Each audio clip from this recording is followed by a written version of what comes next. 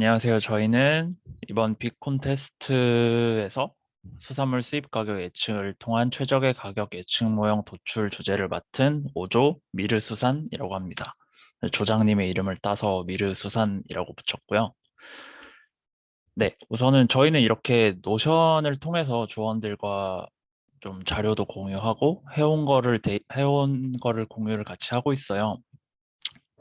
저희 데이터부터 간단하게 설명을 드리면,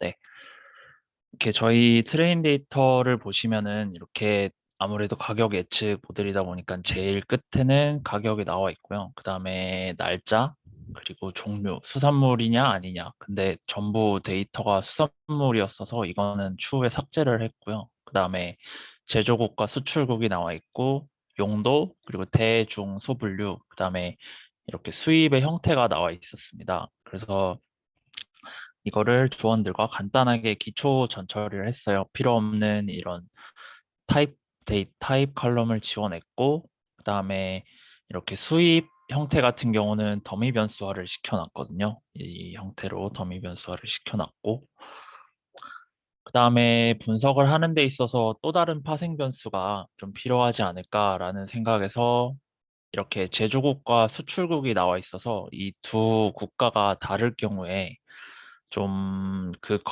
국가 간의 거리를 계산을 하면 좀 가격에 영향을 미치지 않을까. 왜냐하면은 제조국과 수출국이 좀 거리가 멀면 멀수록 그만큼 운항료가 추가적으로 들기 때문에 좀 수입을 하는 데 있어서 가격이 비싸지 않을까라는 생각이 들어서 외부에서 국가 간 운항 거리 데이터를 가져와서 파생 변수로 한번 생성을 해 보았고요. 이렇게 코드까지 노션에 이렇게 나와 있습니다. 네, 그리고 종별 가격에 따른 박스 플롯까지 좀 구현을 해봐서 가격대가 어느 정도인지 대강 이렇게 유출을 해볼 수가 있었고요.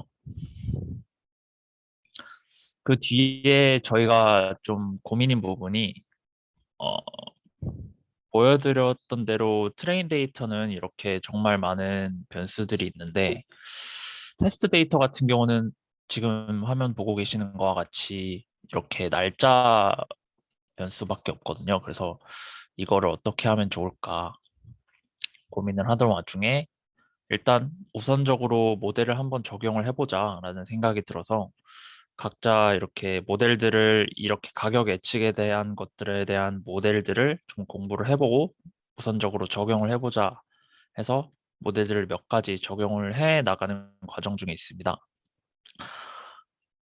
네.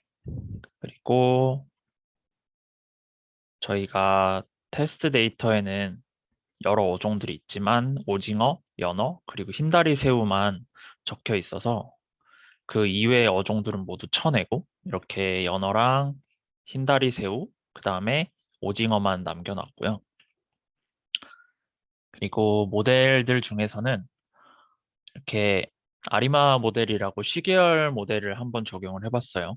그렇게 적용을 하기 이전에 이 하나의 날짜에 가격이 1대1 대응이 되는 게 아니어서 이렇게 시계열 모델을 적용하는데 좀 애로사항이 있어서 어떻게 할까 하다가 이 가격들을 하나의 날짜에 맞춰서 전부 그냥 평균을 내서 우선적으로 적용을 좀 해봤습니다.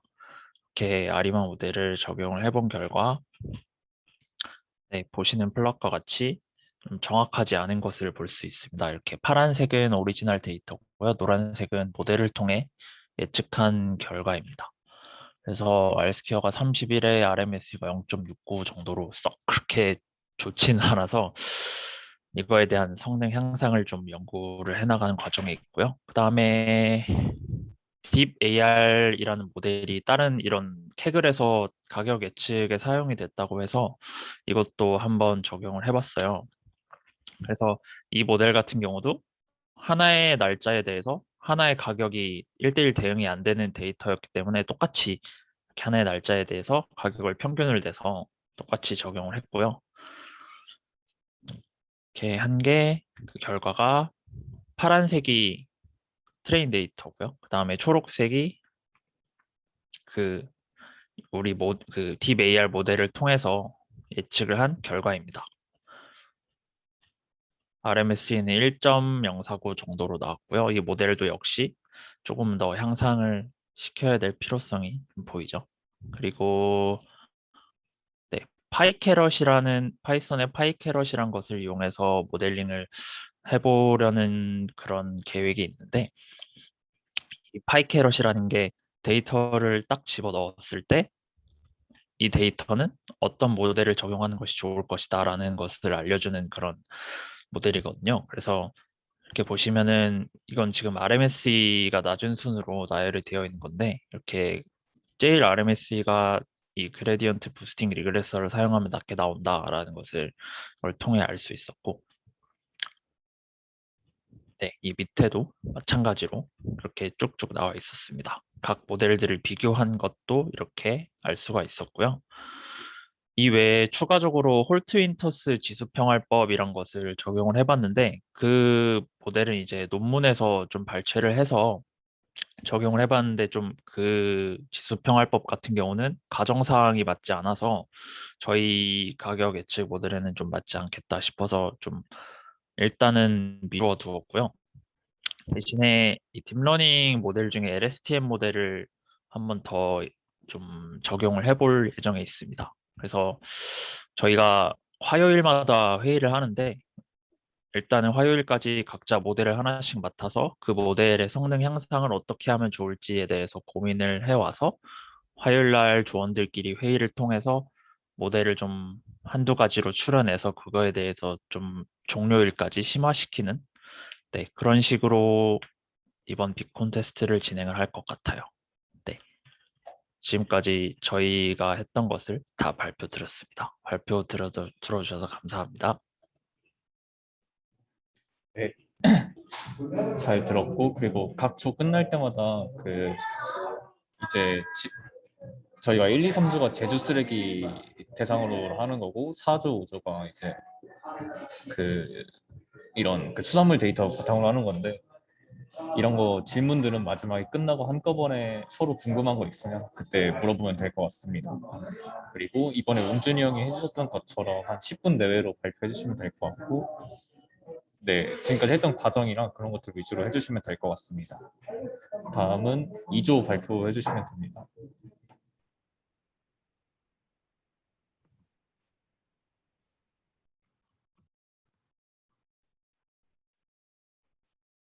보이시고 들리시나요?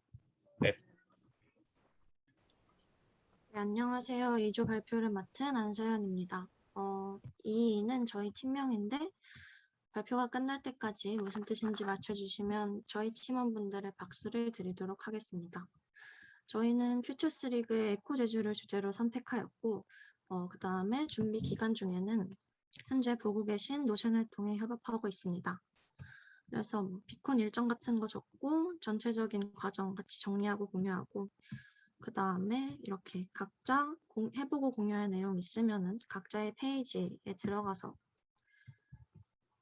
네, 이렇게 뭐 정리해가지고 회의 전에 미리 읽어보고 내용 공유하고 그 다음에 타임라인 있고 그 다음에 서로 읽어보면서 참고 자료 같은 거 있으면 공유하고 그러한 방식으로 노션을 활용하고 있습니다. 오늘 발표할 내용도 간단히 노션 페이지로 따로 정리를 해두어서 함께 보면서 발표를 진행하도록 하겠습니다. 먼저 저희 프로젝트 주제는 음식물 쓰레기 배출량 데이터, 내국인 유동인구 데이터, 거주민 데이터, 카드 소비량 데이터 등을 이용해서 제주의 읍면동별 음식물 쓰레기 배출량 예측 모델을 만들고 그 다음에 거기에 더불어서 배출량 감소 방안까지 제출하는 것으로 되어 있습니다. 그래서 저희 데이터 간단히 보여드리면 음식물 쓰레기 데이터 같은 경우는 뭐 배출 일자랑 뭐 어디서 배출됐는지 행정동명, 그 다음에 배출 거점 지역이랑 건수, 배출량, 총 지불 금액 이렇게 있고요. 그래서 저희가 결국 예측해야 되는 건 여기서의 배출량, 7월, 8월 배출량을 예측해야 합니다. 그 다음에 내국인 유동인구 같은 경우도 뭐 일자랑 시간별로 있어가지고 되게 큰 데이터가 들어왔는데 어쨌든 시간별로 뭐 거주하고 있는 인구랑 근무하고 있는 인구, 방문하고 있는 인구 이렇게 유동인구를 나타내주고 있고요. 그 다음에 비슷한 유동인구를 장기체류 외국인도 있고, 그 다음에 여긴 잘못됐는데 여긴 단기체류 외국인도 있습니다. 그 다음에 이거는 계속 시간별로 변하는 유동인구에 대한 데이터고, 그 다음에 거주인구는 그냥 거기 지금 몇 명이 거주민으로 있는지 나타내고 있는 데이터입니다. 그 다음으로 한 개의 더 데이터가 있었는데, 그거는 음식 관련 카드 소비량 관련 데이터고, 이것도 일자별로 어디에서 어떤 종류의 음식이 얼마 정도 팔렸는지 건수랑 금액으로 나타내주고 있습니다. 그래서 저희 주차별로 뭐 했는지 간단히 공유 드리자면, 저희 1주차에는 주제 이해랑 문제 정의 그리고 데이터 이해 간단하게 진행했습니다. 그래서 뭐 기존의 음식물 배출량이나 생활 폐기물 배출량 관련 예측한 논문 같은 것들 좀 읽어보면서 기존 모델들은 어떤 걸 사용했는지랑 뭐 이런 문제들을 어떻게 접근했는지 같은 것 좀 공유했고, 그 다음에 4명 다 각자 EDA 하면서 좀 특징 같은 게 있는지 아니면 공유해야 될 인사이트 같은 게 있는지 해가지고 좀 공유했습니다. 구체적인 내용은 아까 노션에서 저희끼리 공유를 했고요. 간단하게 보면은, 정말 간단하게 보면 그냥 뭐 월별 배출량 같은 거 보면서 7월, 8월에 증가하고 2, 3월에 감소하고 이게 계속 반복되는 패턴을 좀 발견할 수가 있었고, 그 다음에 저희 이상치에 대해서도 좀 시각화를 진행했는데 이상치가 굉장히 많이 나왔어요. 대부분에서. 그래서 이것 자체를 이상치를 따로 뺐거나 삭제할 수 없겠다라고 팀원분들도 동의를 하셔서 일단은 그냥 삭제나 다른 처리 없이 주어진 데이터대로 하고 있는 상황이고요. 그 다음에 이건 태아님께서 EDA 해주신 건데 음수 배출량 같은 거나 아니면 시간이 흐를수록 배출량이 어떻게 됐는지 대해서 시각화를 해봤습니다. 그래서 2주차에는 EDA 추가적으로 좀 진행을 하면서 데이터를 어떻게 전처리할지, 그 다음에 데이터가 4개의 CSV 파일이 들어왔는데 하나로 합쳐가지고 통합해서 하면 조금 더 편할 것 같아서 어떤 것들을 버리고 어떤 것들을 좀 해가지고 통합해서 사용할 수 있을지 좀 회의를 했습니다. 그래서 저희가 현재 쓰고 있는 최종 데이터는 아래와 같은데요. 간단히 설명드리면 일단 음명, 동명, 그 다음에 날짜. 원래 저희가 저번 주까지는 월별로 통합한 데이터를 사용을 했는데 월별로 통합한 데이터를 이용해서 모델링을 하니까 조금 가벼운 것 같아서 일별로 다시 바꿔가지고 데이터를 쓸 예정입니다. 어쨌든 그래서 저희가 만든 밑에들은 대부분 파생 변수들인데 그 경우의 수별로 좀 묶었어요. 그래가지고 묶어서 이거는 내국인, 거주, 남성, 그리고 0대에서 10대까지.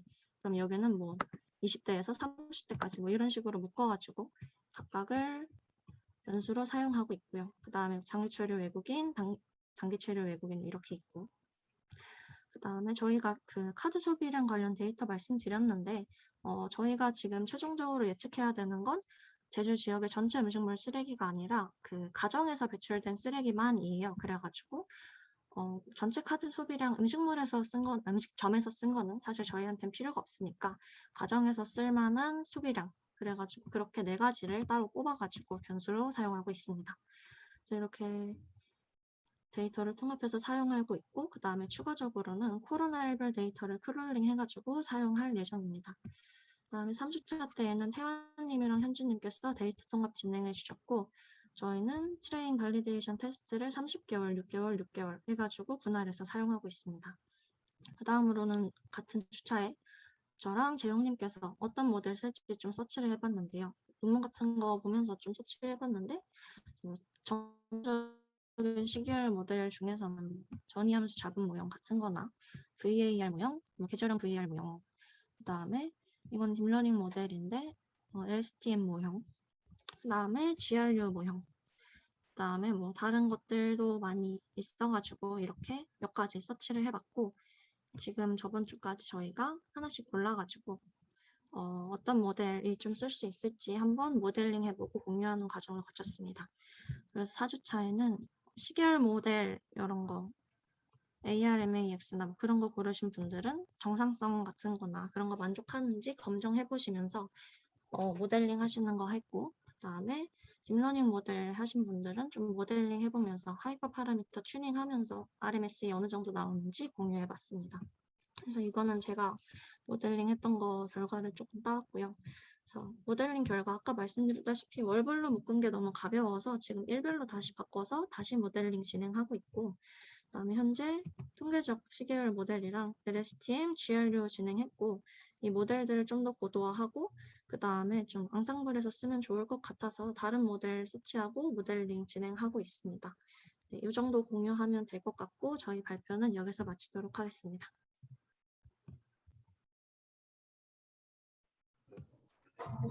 네, 되게 체계적으로 되게 일정 짜셔서 잘 하셨네요.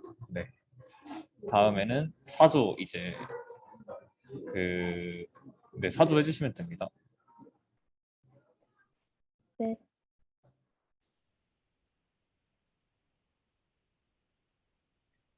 혹시 보이시나요? 네, 보입니다. 감사합니다. 저희는 소산물 수입 가격 예측을 주제로 한 4조 김민선님, 이재현님, 그리고 저 최익준님으로 구성된 4조입니다. 저희도 노션으로 협업을 했으나 제가 이렇게 따로 정리를 한 걸로 한번 발표를 하겠습니다. 그래서 저희의 데이터의 대략적인 특징을 설명하자면 저희는 2015년 12월 28일부터 2020년 12월 28일까지의 시계열 데이터로 이루어져 있고요. 원래 2019년까지였는데 2020년 데이터가 사전 점검 기간에 추가되었습니다. 그래서 저희는 설명 변수들은 모두 범주형 데이터이지만 반응 변수는 가격으로 연속형 변수입니다. 그래서 P 프라이스를 제외한 나머지 변수는 모두 범주형 변수이고요. 저희가 예측하고자 하는 것은 2021년 1월 4일부터 2021년 6월 28일까지 흰다리 새우, 연어, 오징어의 평균 수익 단가입니다. 그래서 저희는 매주 월요일에 가격만 예측하면 되고 저희 NA 값은 없었고 변수를 조금 중요한 것만 설명을 드리자면은 레그 데이트는 수익 기준일을 나타내는 것이고요. 그 다음에 컨트리 1은 제조국, 컨트리 2는 수출국, 그 다음에 인풋 타입은 수입 형태, 냉동 건조 할인이나 뭐 냉장, 냉동과 같은 수입 형태이고 P 프라이스는 기준일의 수입 평균 단가, 달러 기준 평균 단가입니다. 그래서 저희가 예측해야 하는 거는 새우, 연어, 오징어이기 때문에 각각 세 어종의 P 프라이스를 시각화를 해주었습니다. 얘는 일단 흰다리 새우를 시각화 해본 것인데요. 근데 전체적으로 가격이 대략 세 그룹으로 나뉘어서 형성된 것을 알 수 있습니다. 그래서 같은 어종에서 이렇게 가격이 다르게 나타나는 이유가 무엇인지 알아보기 위해서 조금 중요해 보이는 변수들을 기준으로 플롯을 다시 그려주었는데요. 얘는 인풋 타입으로 그려본 것인데 확실히 특정 인풋 타입에서는 가격이 높게 나타나지만 다른 타입에서는 낮게 나타나고 이렇게 인풋 타입별로 가격이 차이가 나는 것을 알 수 있었고 컨트리별로도 시각화를 해보았는데요. 특정 국가에서는 굉장히 분산이 크게 나타나지만 다른 국가에서는 좀 작고 특정 국가에서는 가격이 낮은 데 비해 특정 국가에서는 높게 나타나고 이런 거를 알 수 있었습니다. 그 다음에 연어도 시각화해보았는데요. 마찬가지로 가격이 대략 3개의 그룹으로 나뉘어서 형성이 되고 있고 얘도 인풋 타입별로 가격의 차이가 크게 나타나고 컨트리별로도 차이가 나타나는 것을 알 수 있었습니다. 그 다음 오징어를 시각화해보았는데요. 얘는 연어와 새우와는 달리 뭔가 그 가격이 나누어져 있진 않았지만 시간이 흐를수록 전체적으로 오르는 듯한 추세가 있었고 얘는 대신에 인풋 타입별로 그 가격의 분산이 크거나 작거나 하는 것을 파악할 수 있었습니다. 얘도 마찬가지로 컨트리의 영향이 있는 것 같고요. 저희는 이제 이거를 모델링을 할 건데 흰다리 새우, 연어, 오징어 각각 3개의 모델을 세워주었고 저희가 그 위에서 이렇게 영향을 미치는 변수들을 담아내고 범주형 데이터를 처리하기 위해서 범주형 데이터가 같은 것끼리 묻는 방식으로 그룹을 재구성하여서 각각의 그룹별로 시계열 분석을 진행하였습니다. 즉 라벨 인덱스를 이용한 시계열 분석을 수행하기로 결정하였는데요. 이게 무슨 소리냐면은 일단 이렇게 같은 범주를 가지는 애들끼리 범주를 나누어 주었습니다.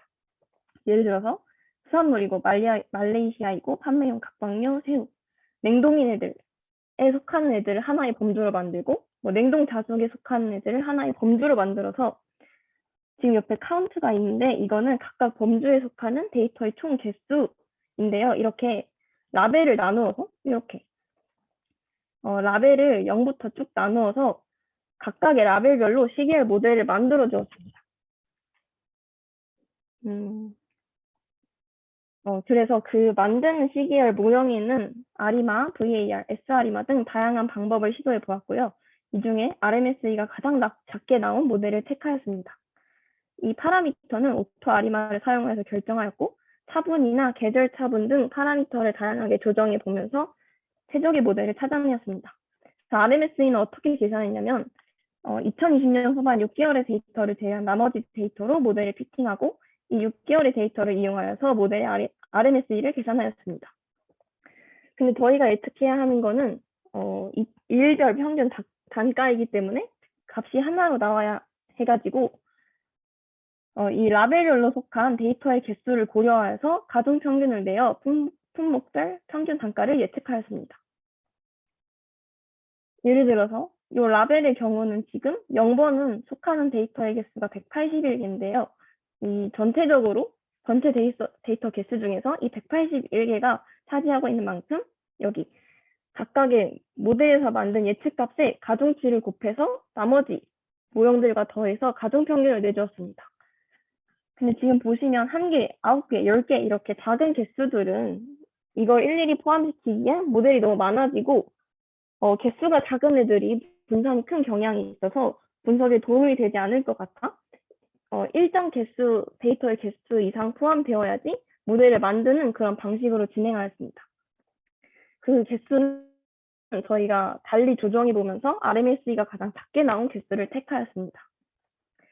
이건 예를 들어서 아리마, 인덱스와 아리마를 이용하여서 오징어 라벨 17번의 시계열 그래프를 그린 것인데요.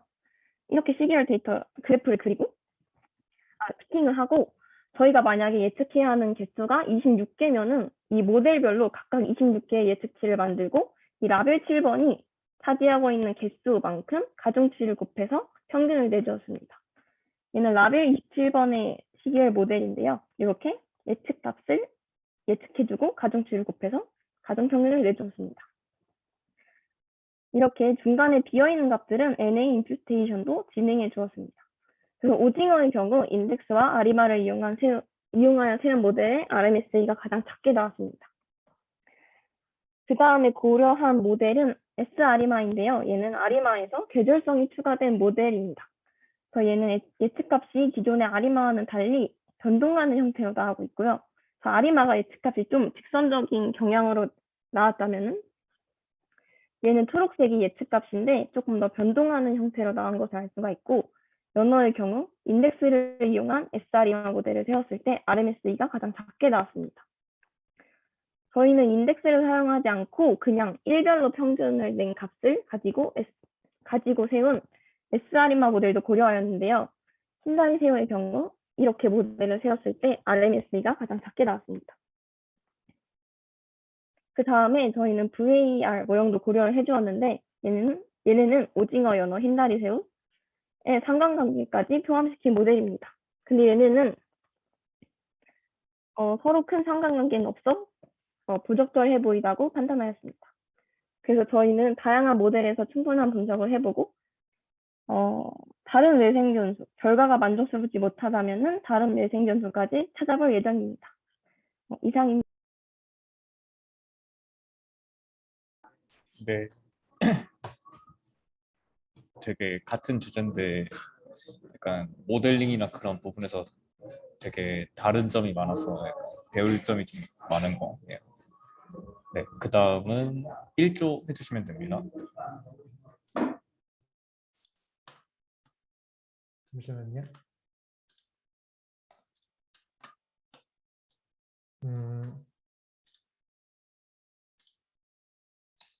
네, 안녕하세요. 1조입니다. 들리시나요? 네, 저희는 뭐 노션을 아주 노션이 좋은 것 같네요. 다음부터는 그렇게 하겠습니다. 노션을 따라하진 않았고 저희끼리 이제 단톡방에서 매주 얘기하고 매주 줌을 통해서 모여서 했고요. 그래도 전체적으로 소개를 해드리기 위해서 저희가 사전 점검 기간에 냈던 분석 계획서를 어느 정도 흐름을 보여드리는 게 좋을 것 같다고 생각했어요. 잠시만요. 어, 일단은 저희도 결국 제주 음식물 쓰레기 예측인데 두 가지의 목표가 있습니다. 하나는 읍면동별 이제 2021년 7월과 8월의 음식물 쓰레기 배출량을 예측하는 거고요. 두 번째는 배출량 감소를 위한 주요 요인을 도출하는 거였어요. 그걸 토대로 이제 저희가 요인을 살펴봤는데, 먼저 데이터를 그래도 말씀을 드려야겠죠?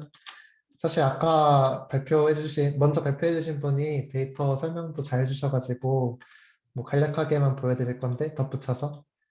어, 예를 들어 총 6개의 데이터가 있는데, 이렇게 설명서가 다 있거든요.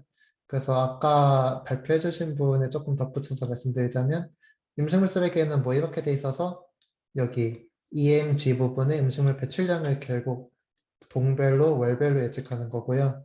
그 외에도 이렇게 내국인 유동인구, 장기 체류 외국인 유동인구, 그리고 단기 체류 외국인 유동인구, 거주인구,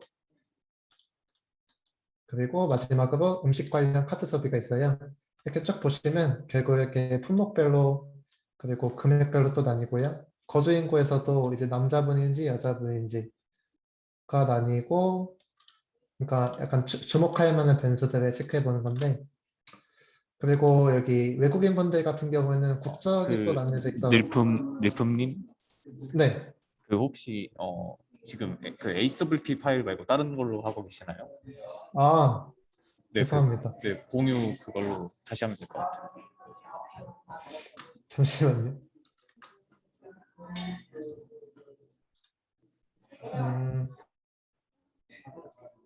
그러면 일단 HWP부터 할게요. 네. 어쨌든 데이터는, 제가 딴 거 화면 켜놓겠네요. 데이터는 참고해 주시면 되고, 이렇게 요인을 4가지 정도 생각해 봤어요. 아까 제가 엑셀 파일 보고 말씀드린 거였거든요. 그래서, 예, 그걸 이제 4가지 정도 분류해 봤는데, 하나는 인구 현황, 두 번째는 시간적 요인, 세 번째는 카드 소비량, 네 번째는 이제 다양한 외부적 요인이 있지 않을까 해서 진행해 봤습니다. 그래서 저희 순서대로 보면, 먼저, 데이터가 어떤지를 살펴봤고요. 그리고 두 번째로 전처리를 해준 거죠. 그때 전체를 해줄 때 보통 일별로 되어 있는 데이터가 되게 많았어요. 그래서 이거를 어느 정도 통합을 하기 위해서 월별로 데이터를 통합하고, 그리고 이제 상관계수를 봐서 다중공산성 문제를 일으키지 않기 위해 상관계수가 너무 높은 것들은 서로 합쳐주거나 없애줘가지고 그런 문제가 적게 만들어졌고요. 그리고 정교성을 만족시키기 위해 이제 로그 변환을 해주고요. 그리고 그 정교화도 시켜준 거죠. 표준화도. 그래서 모든 데이터가 서로 같은 영향치를 가지도록 그렇게 조정을 해주고 시작했습니다. 그래서 그 다음은 변수 선택을 해줬는데, 그때 이제 카테고리형 변수가 많기 때문에 더미 변수화를 시키고, 그리고 그 더미 변수 된 것들을 각각의 값들을 곱해줘서 새로운 컬럼을 만들어줬어요. 그거는 좀 이따가 잠깐 보여드리겠고, 그리고 상관계수가 높은 것들은 이제 합쳐주거나 제거해줌으로써 변수를 어느 정도 정리했고요. 그래서 이제 저희가 하고 싶은 데이터셋을 만든 거죠. 그래서 회귀 분석을 진행해서 어떤 변수가 이제 음식물 쓰레기 배출량에 유의한지를 해서 변수들을 뽑아본 거예요. 그러니까 처음에 저희가 뭐 예측을 하고 이 변수가 유의하겠다고 하는 게 아니라 일단 다 해놓고 그냥 통계적으로 어떤 게 유의한지 뽑아서 생각을 해본 거죠. 그 후로 이제 모델링을 하는 건데, 일단은 저희는 여기 변수 선택까지 했고요. 이번 주에 이제 다음 주 수요일 날 모이는데 그때까지 모델링을 각자 맡아서 하는 걸로 했고요. 이 모델링은 조금 저번에 쓴 거여서 정확하진 않지만 어쨌든 2021년 7월, 8월에 데이터가 없는 만큼 그때의 이제 시기열 데이터를 예측을 하는 거기 때문에 아까 하신 조 분들과 같이 시기열이나 딥러닝을 해서 할 예정입니다. 그래서 저희는 그 모델링 중에 VAR 자기회귀 모형이랑 LSTM 그 장단기 기억 모델 그 두 개를 가지고 지금 2명씩 맡아서 하고 있고요. 그거를 하기 위해서 지금 정상성도 맞추고 하는 그런 전차회의를 이번 주말 동안 다 같이 기획 중입니다.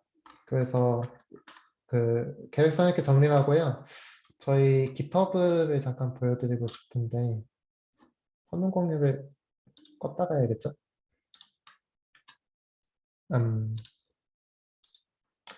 네. 저희 GitHub고요.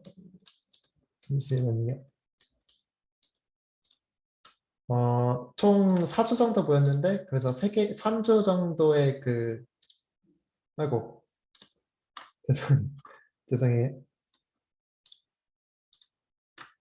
총 3주 정도의 그게 있는 거죠. 그래서 이게 첫 번째 주 전차비고요.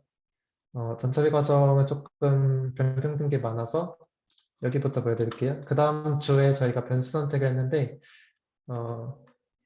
다 보이겠죠 아마 화면이? 그 중에 이제 한 개를 보면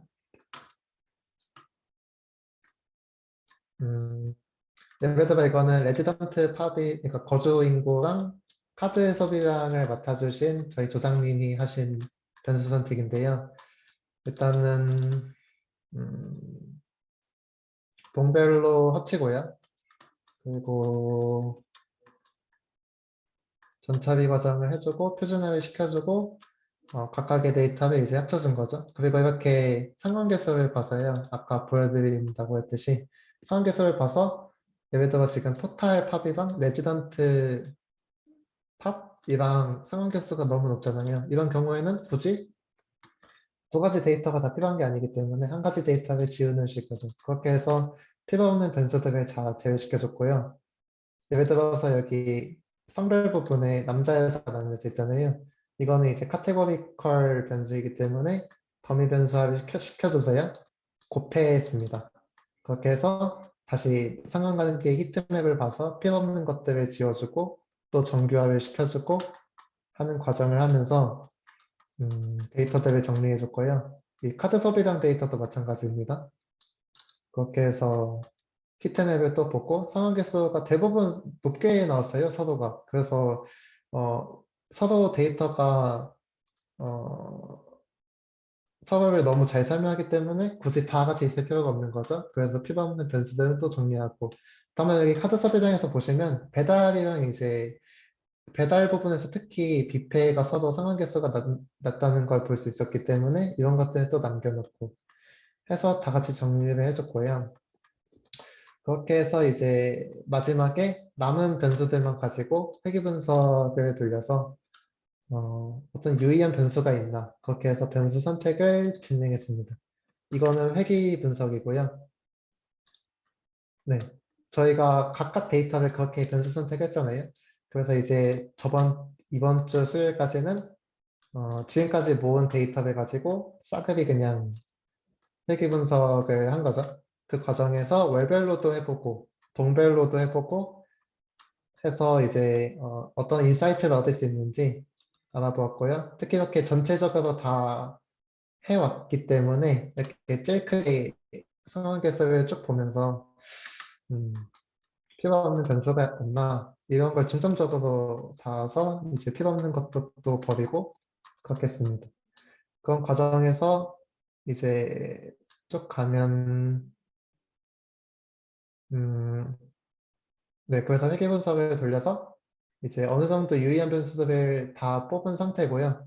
그래서 이제 서로 많이 겹치는 것도 볼 수 있었고, 그래서 이제 이런 유의한 변수들을 뽑게 되면 나중에 저희가 처음에 설명드린 두 가지 목표 중에 두 번째 이제 감축 방안을 제시할 때 이런 변수들이 이제 유의하기 때문에 이런 것들을 중점적으로 보면 되지 않을까 했습니다.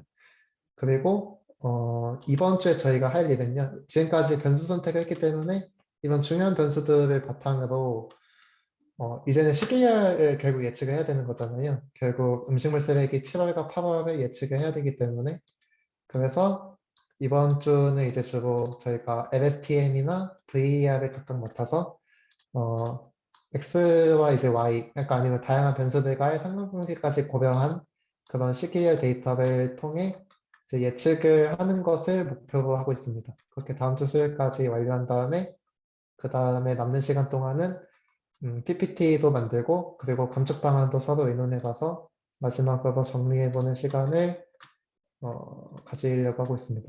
아, 그리고 빼먹은 얘기가 있는데 아까 이상치에 관해서도 어떤 조분이 말씀해 주셨는데 저희도 비슷하게 생각했어요. 이상치를 살펴봤는데 너무 일단 이상치가 많기도 하고 그리고 그 사실 그 월별로만 정리해 놓고 이상치를 보니까 많았잖아요. 근데 그게 사실 어떤 동은 그냥 규모가 크니까 많을 수도 있고 어떤 동은 규모가 작으니까 적을 수도 있어서 저희가 이상치를 없애다 보면 그 동들이 통째로 날아갈 수도 있기 때문에 이럴 땐 이상치를 건드리지 않는 게 좋을 거다라고 생각해서 일단은 그 부분은 생략을 하고 계속 진행을 해왔습니다. 이상입니다.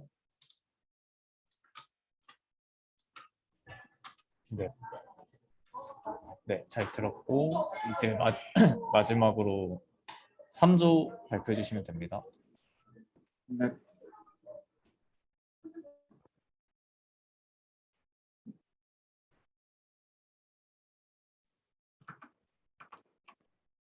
네, 들리시나요? 네. 네, 저희는 이제 3조고요. 에듀코 제주 프로젝트를 진행을 하였습니다. 처음에 이제 저희가 20일 정도의 기간이 있었고 시작할 때 그래서 다들 처음부터 끝까지 데이터 분석 프로젝트를 해본 분들이 아니다 보니까 중간에 착오도 많을 것 같고 그래서 20일 안에 컴팩트하게 결과까지 내는 거를 목표로 잡았고요. 그래서 일정은 좀 그 마이크로소프트의 팀 데이터 사이언스 프로세스라고 있어서 이거를 이제 적극적으로 차용을 해서 필요 있는 부분은 갖고 오고 필요 없는 부분은 좀 조정을 해가지고 사용을 하였습니다. 그래서 20일의 기간 동안 저희의 목표는 일단 비즈니스 언더스탠딩으로 좀 가설 설정이나 그런 부분에 대해서 고민을 하고 또 저희의 목적이 뭔지 등을 좀 공유하고 맞춰가는 그런 과정을 진행을 하였고 두 번째로는 이제 베이스라인 모델을 잡아서 먼저 기준이 되는 그런 성능 지표나 또는 데이터셋을 구축을 하기 위해 일주 정도의 기간 동안 이렇게 한 번에 사이클을 돌렸고요. 그 다음에 이제 두 번째로 그 저희가 만들어 놓은 모델이나 데이터셋을 좀 보완하는 방식으로 일주차를 또 진행을 하였습니다. 그 다음에 9월 초쯤에 이제 퀘스트 내고 그다음에 정책적인 부분이나 이런 부분을 보완을 해 나가는 과정을 진행을 하고 있습니다. 그래서 간략하게 보시면 회의는 처음에 이제 저희가 비대면으로 진행하다 보니까 좀 어떻게 진행을 해야 효율적이지 생각을 했었고 그래서 최대한 4명이서 모이는 회의는 컴팩트하게 진행을 하고 분석하는 과정에 있어서는 2명씩 진행을 하는 게 공유를 하는 데 있어서 좀 이점이 있다 생각을 해서 2명씩 쪼개가지고 진행을 하는 식으로 진행하였고 일정은 최대한 30일 전까지 끝내는 걸 목표로 잡았습니다.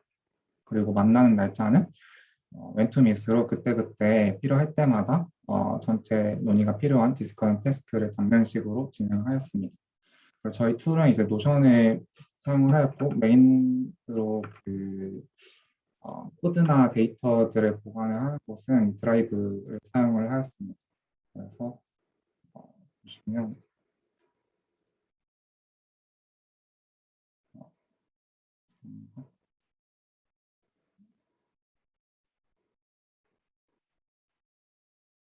네. 그래서 여기에 데이터 폴더 안에 코드는 각자 사람마다 사용한 거를 이제 폴더를 만들어서 좀 관리가 편리하도록 하였고 그 데이터는 이제 로우 데이터와 모디파이드 한번 고쳐진 데이터와 모델 데이터를 따로 보관하는 식으로 했더니 좀 도움이 많이 된 것 같습니다.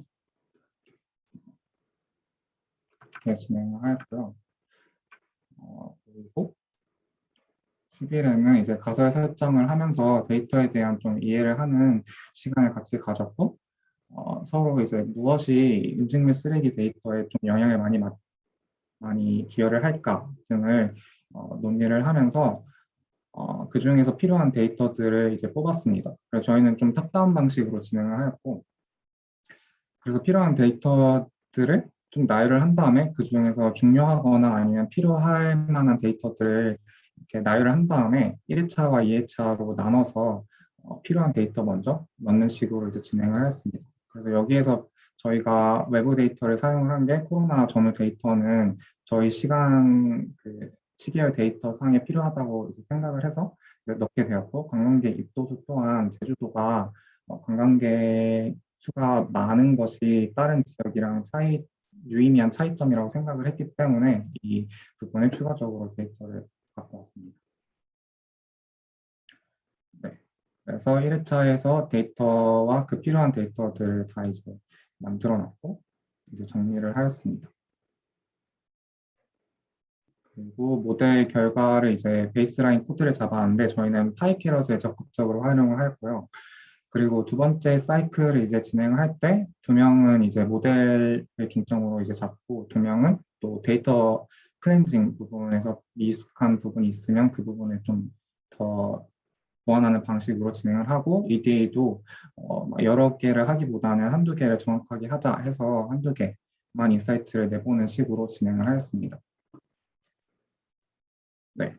그래서 이제 모델을 만들려다 보니까 저희가 문제가 데이터가 3년 6개월 정도의 데이터가 있는데 저희가 예측해야 되는 기간이 7월하고 8월이에요. 근데 여기는 이제 트레인 데이터가 없어가지고 이거를 어떻게 해결을 할까 생각을 하다가 첫 번째로는 이제 두 가지 모델을 사용을 해서 한 개는 해석하는 모델을 사용을 하고 한 개는 예측하는 모델을 사용하자 이런 얘기가 있었고, 또 그냥 7, 8월에 데이터 셋이 없으니까 이거를 어떻게든 적절하게 만들어줘서 이거를 피팅을 해보자 이런 얘기가 있었는데 그 코로나 상황이 있어가지고 뭔가 데이터 셋을 적절히 만들어주는 게 힘들다고 판단을 해서 두 가지 모델을 사용하는 방식으로 진행하기로 하였습니다. 그래서 예측하는 모델에 대해서는 Y값만 이렇게 집어넣는 방식으로 일단은 생각을 했었는데 지금 딥러닝 기반 모델로 진행을 하려고 하는데 그 코드를 만들고 하는 부분에 있어서 좀 애로사항이 있어서 아마 이것도 머신러닝 기반 모델로 진행을 할 것 같습니다. 네. 그리고 그래서 베이스라인 모델을 만들었고 그 모델 해석할 자료들을 이날에 여러 가지 정리를 하였고, 그 다음에 그에 기반해서 모델 결과를 이제 해석을 해서 어떤 정책을 나올 수 있을까 등을 이렇게 브레인스토밍을 해봤습니다. 네. 그래서 각각의 그 인사이트별로 어떤 플랫을 쓰면 좋을까, 또 그래서 어떤 정책을 주면 좋을까 등을 정리를 해봤고, 대충 보시면 이제 정책적인 부분에서 뭐 당근, 기타 특징 이런 방식을 이제 사용을 해서 정책 제안을 하면 좋겠다라고 결론을 내렸습니다. 네, 그래서 이거 저희 이제 진행 상황 공유였고요. 그래서 내용을 잠깐 보시면 데이터셋은 뭐 관광 관련된 데이터와 시계열성 관련된 데이터, 그리고 인구 관련된 데이터, 또 배달카드 소비량 데이터를 먼저 이제 사용을 하였고요. 클렌징은 이제 읍면동별로 이제 보면서 하나하나 진행을 하였습니다. 그래서 아웃라이어가 있거나 이상치 데이터가 그 음식물 쓰레기 데이터가 마이너스 음수로 이제 돼 있고 이런 부분이 있어서 그런 부분 하나하나 다 읍면동 분포를 보면서 제거를 해주었고요. 네, 그래서 EDA도 여러 가지 진행을 하였습니다. 그렇습니다. 그 중에서 몇 가지 보자면 그 읍면동별로 그 거주 인구와 그 근무 인구 또 방문 인구가 있는데, 방문 인구 같은 경우에는 그 양의 상관관계를 보이고 음식물 쓰레기 양이랑, 그리고 거주 인구 같은 경우에는 좀 음의 상관관계를 보였다 이런 내용이 있었고, 또 외국인이 이제 관광에 와가지고 쓰레기를 어떤 식으로 버리나, 그러니까 국가별로 차이가 있을까를 좀 알고 싶어서 그 부분을 대륙별로 일단은 나눠가지고 진행을 하였더니 그 다른 그 지역 대륙들은 별로 유의미한 상관관계를 보이지 않았다고 판단을 했는데 그 북아시아가 동아시아 같은 경우에는 중국하고 일본이 포함이 될 텐데 좀 상관관계가 있는 것으로 파악을 해서 이 부분에 대해서 좀 국가별로 대륙별이 아니라 국가별로 나눠가지고 다시 보았더니 중국 같은 경우에는 좀 유의미한 양의 상관관계가 있었다 이런 내용을 파악을 하였습니다. 네, 그렇게 진행을 하였고요. 각각 이제 플랫을 그려봐서 좀 특이한 플랫이 있을까 등도 이제 확인을 하였습니다. 그래서 저희가 활용한 알고리즘은 일단 파이캐럿을 좀 사용을 했고, 그래서 베이스라인 모델을 잡아봤습니다. 그래서 MAPE 기준으로 6가지의 그 성능 지표가 있었는데 MAPE가 저희가 읍면동별로 이제 비교를 하게 되고 좀 이상치도 없고 또 각각의 읍면동별 평균이 또 다르고 이러니까 비교를 하기 용이하기 위해서 MAPE를 선택을 하였고요. 그래서 베이스라인 모델을 잡기 위해서 17가지 모델에 대해 피팅을 시켜봤더니 다음과 같이 MAP 기준으로 위에서부터 좀 성능이 ET가 익스트라 트리 리그레서가 좋은 걸로 이제 확인이 되었습니다. 혹시 몰라서 이제 6가지 정도의 모델을 잡고 이거를 저희가 결국 예측해야 될 각 읍면동별로 또 피팅을 시켜봐가지고 성능을 비교한 결과 익스트라 트리 리그레서가 제일 좋은 퍼포먼스를 보이는 것으로 확인을 해서 이거를 이제 베이스로 잡기로 결정을 내렸고요. 네. 있고 그리고 그 모델에 대해서 10가지 파라미터를 다르게 한 후보에 대해서 피팅을 시켜서 그 중에서 가장 MAP 기준으로 높은 이 모델을 선택을 하여서 이 모델을 기준으로 해석을 하게 되었습니다. 그래서 모델 파라미터 부분은 사실 얘네가 다 해주는 부분이 있어서 저희가 이거를 하나하나 뜯어봐야 될 것 같고요. 결국에 맥스 뎁스 9 정도로 이제 끊긴 거를 확인을 할 수가 있습니다. 그래서 플랫을 다 뽑아봤는데 뎁스 9에서 여기서 이제 그 밸리데이션 스코어가 제일 높은 것을 확인을 할 수 있습니다. 피처 임포턴스는 그 피크 시즌이 확실히 그 7, 8월에 해당되면 피크 성수기라고 이제 표기를 해준 부분에 있어서 피처 임포턴스가 굉장히 높은 것을 확인할 수 있었고 예상대로 전체 인구 수가 많으면 그 음식물 쓰레기 양이 많다. 또 특이하게도 그 근무 인구가 좀 피처 임포턴스에 좀 높은 상관관계가 있었다. 높은 영향을 미쳤다라고 해석을 하였습니다. 그 결과적으로 저희는 그 결과치에 대한 변수들의 영향력을 확인을 할 때 셰플리 밸류를 사용을 하려고 하고 있고요. 네, 그렇습니다. 그래서 전체 여기도 그 피처 임포턴스랑 비슷하게 좀 전체 인구 수와 그 피크 시즌 또 근무 인구 등이 좀 큰 그 영향력을 미치는 것을 확인을 할 수가 있습니다. 근데 다중 공선성 문제가 셰플리 밸류에서 좀 있다고 해가지고 그 부분을 어떻게 해결할까 고민하는 중입니다. 최종 예측 그래서 플랫 그려봤는데 이제 0.06 6월 달에 대한 예측을 했는데 0.06 정도 이제 나온 거를 확인을 했었는데 읍면동별로 이제 그 모델을 사용을 해보니까 그렇게 성능이 좋아지진 않았던 것 같습니다. 성능이 다 전반적으로 다 떨어졌고 특히 몇 개 동 같은 경우에는 굉장히 이제 MAP 값이 큰 것을 확인할 수가 있어서 이런 부분들에 대해 좀 조정이 필요하다고 느꼈습니다. 슈할링은 읍면동별 모델링 보완을 하고 정책적인 부분을 다듬어서 PPT를 작성하면 이제 전체적으로 끝이 날 것 같습니다. 네, 저희 여기까지 논의하겠습니다. 네, 발표 잘 들었고 완전 노션이랑 그 이제 콜랩이랑 되게 활용을 되게 잘하시네요.